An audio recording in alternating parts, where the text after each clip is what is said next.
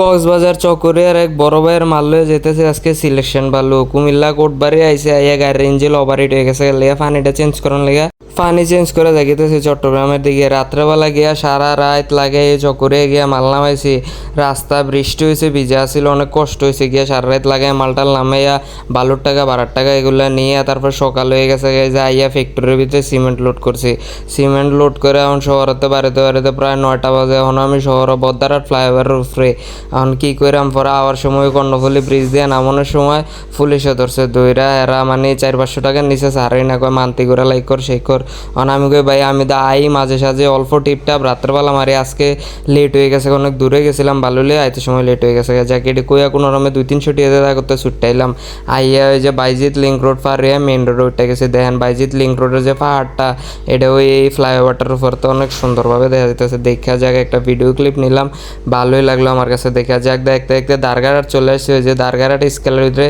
বালু যেটা ওভার করে গাড়ি আনে এটি প্রথমে স্কেল করে আনে বালু ছোটো গাড়িতে নামাইয়া তারপর আবার ফুরায় ওই যে বাইরেটাতে আমার এক দোস্ত বালু লিয়ে যাইতেছে আজকে কুমিল্লা এতে 10 চাক্কা গাড়ির ভিতরে 900 ফুট বালু রয়েছে এতলা বালু লিয়ে আজকে কুমিল্লা যাইব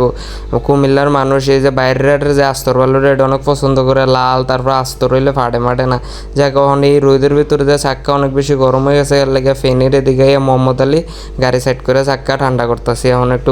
ঘুমাইয়া পরে আবার আস্তে ধীরে টান দিয়ে যাবো ওই যে চাক্কার ভিতরে পাথরটা তো ঢুকে